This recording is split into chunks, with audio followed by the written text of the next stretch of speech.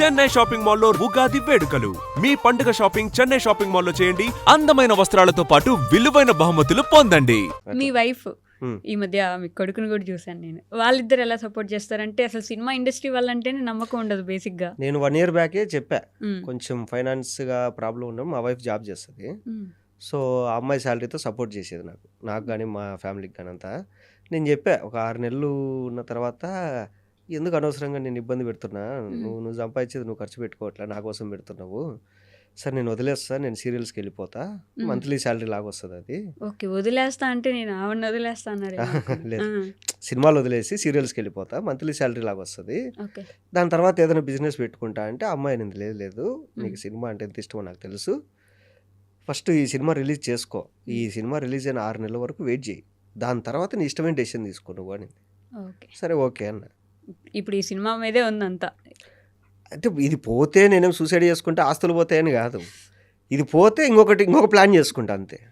But serials మీద ఎప్పుడైనా ఆలోచన ఉందా? సీరియల్స్ లో అయితే మంత్లీ శాలరీ ఇస్తారు, డబ్బులు ఖచ్చితంగా వస్తాయి అనుకున్నా.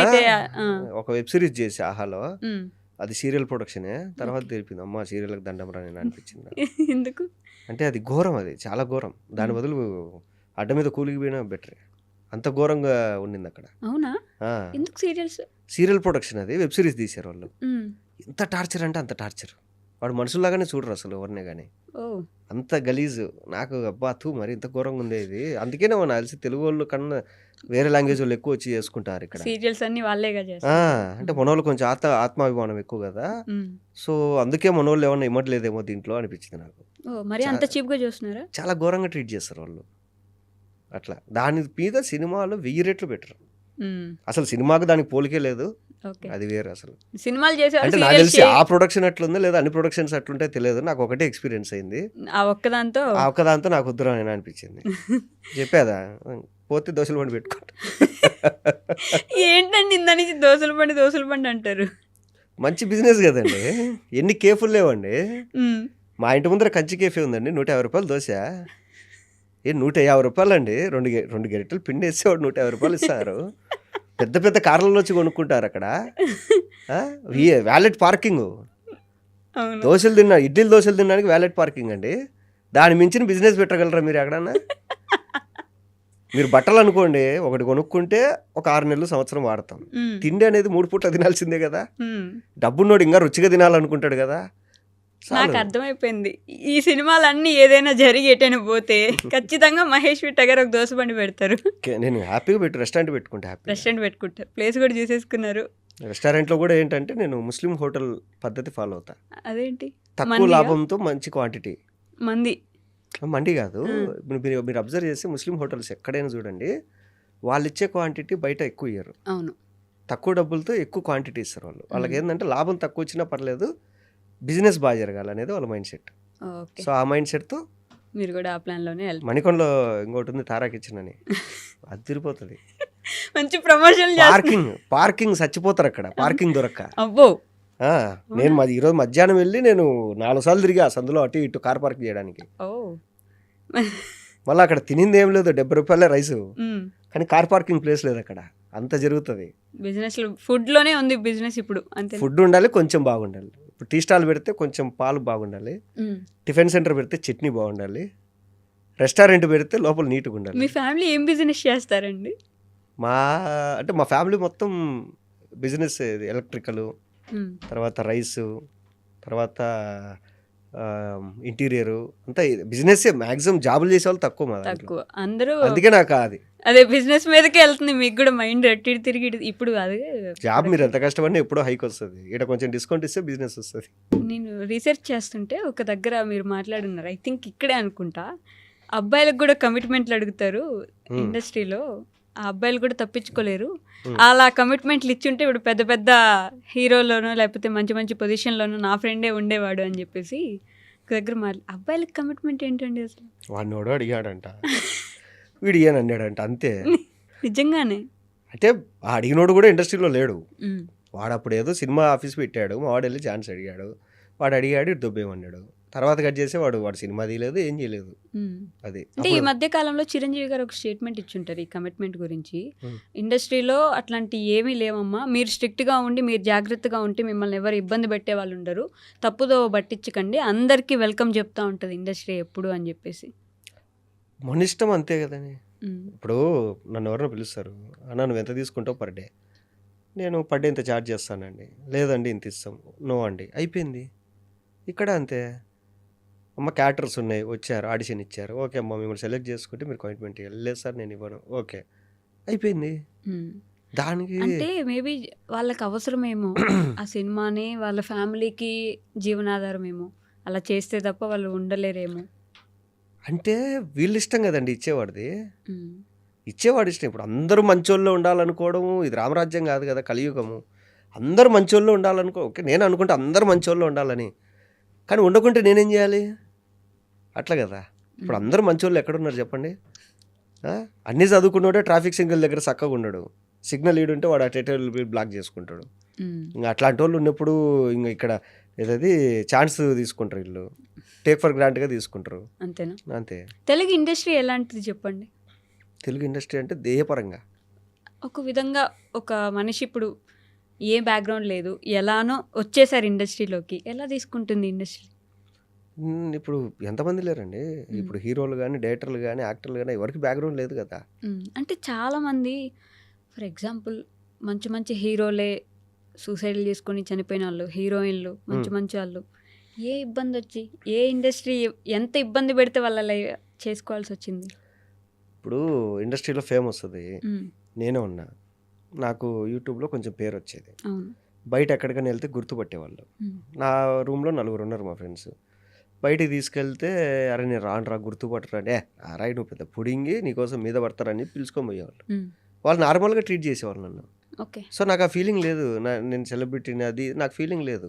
నేను మామూలుగా రోడ్ సైడ్ టిఫిన్ చేసేవాడిని, రోడ్ సైడ్ పానీపూరి, ఇప్పుడు కూడా నేను మణికొండలో స్కూటీ వేసుకొని తిరుగుతుంటాం మామూలుగా. ఒకరోజు చూస్తారు, 2 రోజులు చూస్తారు, హాయ్ అంటారు, వాళ్ళకి అలవాటు అయిపోద్ది, అరే ఆయన ఇక్కడే తిరుగుతుంటారు రానేసి. అట్లుండాలి. అంటే మనకు ఫేమ్ ఉన్నా ఫేమ్ లేకున్నా ఎట్టున్నా అట్లే ఉండాలి. కొందరు బయటకు వస్తే మాస్క్ పెట్టుకొని క్యాప్ పెట్టుకొని అది పెట్టుకొని, ఊరేనైనా నువ్వు క్యాప్ నువ్వు నీ ఫేస్ కనపడితే నీ మీదికి వచ్చి నిన్ను కొరికేరు కదా, మనోళ్ళు ఫీల్ అవుతారు అంతే. అది బయట జనాలకు అదేం ఉండదు. కొట్టేసే వాళ్ళు కూడా ఉన్నారుగా ఇండస్ట్రీలో, అప్పుడప్పుడు ఏదైనా బయటికి వెళ్తే హీరోయిన్లు మీద పడిపోవడం, వచ్చే హీరోయిన్ల మీద పడతారు, అది ఇంకా మనం ఏం చేయలేము అది. బట్ హీరోలు అబ్బాయిల మీద కష్టం. అంటే అదే అండి, ఇప్పుడు మీరు చెప్పినట్టు సూసైడ్ అనేది ఏంటంటే, ఇప్పుడు నేనున్నా ఉంటే ఉంటా పోతే పోతా అని డిసైడ్ అయ్యా, అంతేగాని అయ్యో నాకు ఛాన్సులు రావట్లేదు, అయ్యో అది ఇది ఎందుకు. నువ్వు వచ్చినావు, ట్రై చేసినావు, పేరు వచ్చింది, ఓకే మధ్యలో కొంచెం డౌన్ ఉంది, మళ్ళీ ట్రై చేసినావు, ఓకే లేదు, ఓకే వదిలేస్తాం, వేరే దానికి వెళ్తాం అంతే. ఇప్పుడు ఒక కంపెనీలో హైక్ రాకుంటే ఇంకో కంపెనీకి వెళ్తాం, ఇది అంతే. ఈ ఫీల్డ్లో నీకు రాలేదు, వేరే ఫీల్డ్కి వెళ్ళిపో. ఈ ఫీల్డ్లో కూర్చొని ఏడుస్తా అంటే మీరు జాయిన్ అయినప్పుడు అంటే మీరు యూట్యూబ్కి వచ్చిన దగ్గర నుంచి ఇప్పటి వరకు ఎక్కడ దొరకని, ఎవరి చేతికి చిక్కని పర్సన్ అంటే మీరే ఏమో. అప్పుడు మీరు జాయిన్ అయిన గ్యాంగ్లో నుంచి చాలామంది ఇబ్బందులు పడ్డారు, చాలామంది బయటికి వెళ్ళేసి వచ్చారు. మీరు మాత్రం బిగ్ బాస్కి వెళ్ళారు, వచ్చారు. బిగ్ బాస్ తర్వాత కూడా మంచి ఫ్యూచర్ అనేది, మంచి సినిమాలు చేసుకున్నారు, ఓటీటీలు చేశారు, రెండోసారి కూడా బిగ్ బాస్కి వెళ్ళారు. అదే రెండోసారి కూడా బిగ్ బాస్కి వెళ్ళారు. ఎక్కడ దొరకకుండా ఎలా తప్పించుకోకుండా అంటే ఏం దొరకాలి అంటే ఎవరో ఒకరి దగ్గర ఏదో ఒకటి, ఒకసారిగా పూర్తిగా ఎక్కడ కనిపించకపోవడము అట్లా లేదు మీకు. ప్రతిసారి ఏదో ఒకటి సినిమాలో ఏదో ఒకటి చేస్తూనే ఉన్నారు. ప్రతి ఒక్కరికి ఒక దగ్గర ఆగిపోతున్నారు. బిగ్ బాస్కి వెళ్ళి వచ్చిన వాళ్ళని చూసుకోండి, ఒక దగ్గర ఫ్యూచర్ ఉన్నది, అక్కడ ఆగిపోతారు. ఇంకా తర్వాత సినిమాలు కనిపించరు, ఎక్కడ కనిపించరు. మీ యూట్యూబ్లో వచ్చిన ప్లాట్ఫామ్ వాళ్ళు నానా తిప్పలు పడ్డారు. అలా నేను అడిగేది ఏంటంటే, ఎక్కడ ఆగలేదు, సినిమా చేస్తున్నారు, లేకపోతే ఓటీటీ ప్లాట్ఫామ్లో కనిపిస్తున్నారు, ఇంకేదో ఒకటి చేస్తూనే ఉన్నారు. డిమాండ్ ఉంటే 100 రూపాయలు తీసుకుంటా రెమ్యునరేషన్, డిమాండ్ లేదంటే 10 రూపాయలు తీసుకుంటా, అది కూడా లేదంటే ఫ్రీగా చేస్తారు 2 ప్రాజెక్టులు. ఎప్పుడైనా అట్లా ఫ్రీగా చేశారా? చాలా చేశా. నాకు ఎగ్గొట్టినట్టని నేను ఫ్రీగా చేసినట్టే కదా. ఎగ్గొట్టి నీ ఫ్రీగా చేసినట్టు కాదు, మీరు కావాలని ఫ్రీగా చేస్తానని చేసా చాలా. ఇప్పుడు కూడా ఒక ప్రాజెక్ట్ చేస్తున్నా. అవునా? నా మూవీకి డిఏగా చేశాడు ఒక అబ్బాయి. సో ఆ అబ్బాయి డైరెక్షన్ ఛాన్స్ వచ్చింది. అన్న ప్యాడింగ్ ఒక 4 అన్నా కావాలన్నా, అంత రెమ్యునరేషన్ కూడా లేదు, అది ఇది అంటే, నీకోసం నేను చేస్తా పోరా అని చెప్పా. అంటే వాడు సరే అన్న నేను రెమ్యునరేషన్ ఇచ్చుకోలేను, ఖర్చులకు ఇచ్చుకుంటాను, సరే ఏదో ఒకటి అని చెప్తే చేస్తున్నా. ఏముందండి, ఇప్పుడు ఒక 4 రోజులు మనం అంటే మనకు కావాల్సిన వాళ్ళ కోసం ఒక 4 రోజులు వెళ్ళి ఫ్రీగా చేస్తే అది పెద్ద ప్రాబ్లం కదా. నేను చాలామంది కొత్తగా వచ్చే డైరెక్టర్లకు అందరికీ చెప్తుంటా, నువ్వు ఏదన్నా అనుకుంటే డెమో షూట్ అనుకుంటే నన్ను పిలువు, నేను చేస్తా డెమోలో అనేసి. నేను ఫ్రీగా, నేను చాలామంది నాకు ఎవరన్నా అసిస్టెంట్ డైరెక్టర్ తెలిసిన వాళ్ళు ఉంటారు కదా, వాళ్ళకన్నా ఒక మూవీ ఆఫర్ వచ్చిందన్న డెమో షూట్ చేయమన్నారు అంటే సరే నేను వస్తా ఫ్రీగా చేసేస్తా అని చెప్తా. బింబిసార మూవీకి కూడా నేను డెమో షూట్కి వెళ్ళి చేశా అవునా? ఫ్రీగా. సినిమాలో ఉండను, సినిమాలో పేరు ఉంటుంది నాది, ఓకే. మహేష్ విట్ అని పేరు ఉంటుంది, కానీ నేను సినిమాలో లేను. డెమో షూట్ ఒక 3 సీన్లో 2 సీన్లో చేశారు ఆర్ఎఫ్సీలో. ఓకే. డెమో షూట్లో ఉన్నా నేను. షోలకు వెళ్తుంటారు, అన్ని మా టీవీ, ఈ టీవీ, ఆ టీవీ, ఏ టీవీ లేదు, అన్ని టీవీల్లో షోలకు వెళ్తుంటారు. ఒక దగ్గర అయితే సన్నీ లియోన్ గారికి కర్ర తిప్పడం కూడా నేర్పించినట్టున్నారు కదా. ఎలాంటి వ్యక్తి ఆవిడ? బయట చూసారు కదా, ఒక గంట అయినా మీ దగ్గర టైం స్పెండ్ చేసి కూర్చుంది, నేను ఇక్కడ కూర్చున్నాను. మాట్లాడలేదా మీరు కర్రసాము నేర్పించినప్పుడు కూడా? ఏం మాట్లాడలేదు. అవునా? ఆవిడ అక్కడ ఉంది, మేము ఇక్కడ ఉన్నాం అంతే. మేమన్నా బయట కాఫీ షాప్ లో కలిసాం కూర్చొని మాట్లాడుకోవడానికి సరదాగా. ఒక్క మాట కూడా మాట్లాడలేదా అండి? అంటే లేదు, సన్నీ ఫోటో లియోన్ తీసుకున్నా అంటే మేడం. మన దగ్గర చాలా మందికి ఫేవరెట్ మనిషి కదా. ఒక హ్యూమన్ నేచర్లో, ఐ మీన్ ముందు గురించి కాదు, బేసిక్గా తర్వాత ఆవిడ మారిపోయిన తర్వాత చాలా మందికి హెల్ప్ చేయడంలో కానీ ఇలా చేసినప్పుడు చాలా మందికి, ఇప్పుడు మనం బయోల్లో కూడా చూస్తుంటాం, మన చాలా మంది నా ఫేవరెట్ హీరోయిన్ సన్నీ లియోన్ అన్నట్టు. అంటే ఒకటండి, ఇప్పుడు మీరు ఏం తాగుతారు, మీరు ఏం తింటారు, మీరు ఇంట్లో ఒంటరిగా ఉన్నప్పుడు మీరు ఏం చేస్తారు, అది మీ పర్సనల్. కరెక్ట్. మీరు నలుగురితో ఉన్నప్పుడు ఎలా ఉన్నారు, అది మీ క్యారెక్టర్. అంటే క్యారెక్టర్ అసాసినేషన్ చేయలేనప్పుడే పర్సనల్కి వెళ్తారు. వీడి ఇదంట, వీడి క్యాస్ట్ ఇదంట, వీళ్ళ అమ్మ ఇదంట, వీళ్ళ అక్క ఇదంట, వీడికి ఇంతమందితో లింకులు ఉన్నాయంట, ఇది వాడి పర్సనల్. వాడి బెడ్రూమ్లో వాడు ఏం చేసుకుంటే నీకేం సంబంధం. వాడు నీతో ఉన్నప్పుడు, నలుగురితో ఉన్నప్పుడు ఎలా ఉన్నాడు వాడు, ఇది అది కదా క్యారెక్టర్. సో ఏం చేస్తారంటే ఈ క్యారెక్టర్లో దొరకలేదు అంటే కనుక పర్సనల్ అటాక్ చేసి దాన్ని క్యారెక్టర్ లాగి బ్యాడ్ చేస్తారు. అది చాలా మందికి జరిగింది కదా మన దగ్గర. పాపం మంచిగా ఉన్న వాళ్ళ జీవితాలు కూడా నాశనం చేసేలాగా, వాళ్ళ జీవితంలో ఎప్పుడో ఏదో జరిగితే అన్నీ లోడేసి మాట్లాడేసి వాటి గురించి. ఇప్పుడు ఎట్లా అంటే, ఇప్పుడు నేను కాఫీ తాగా, ఇది అయిపోయింది, కిందికి వెళ్ళి ఒక దమ్ము కొడతా. సో ఇప్పుడు నేను ఎవరితో మాట్లాడే కూడా స్మెల్ వస్తుంది. వాళ్ళు ఏం చేస్తారంటే, ఈడేంద్ర వీడు స్మోక్ చేసి వస్తాడు దరిద్రుడు అంటారు. అది నా పర్సనల్, నా లంగ్స్, నా ఇష్టం. నేను నీతో మాట్లాడినప్పుడు ఏమడిగా, నువ్వు ఏదన్నా అడిగినప్పుడు నీతో ఓకే మనం చేద్దామని చెప్పా కదా, అది అవసరం లేదు వీళ్ళకు. అట్లా అంటే క్యారెక్టర్గా దొరకనప్పుడు పర్సనల్కి వెళ్ళిపోతారు. అది చాలా అది ఏమైపోయిందంటే ఈ మధ్య ప్రతిదానికి అదే అయిపోయింది.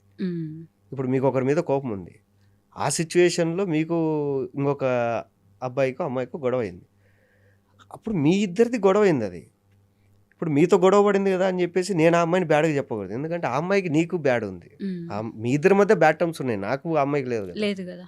అది క్యాస్ట్ ఇష్యూస్, మీరు ఇందాక క్యాస్ట్ అన్నట్టు మీరు ఎప్పుడైనా ఫేస్ చేశారంటే మీకు రావాల్సిన క్యారెక్టర్ మీ క్యాస్ట్ ఇష్యూస్ చాలా పోయినాయండి.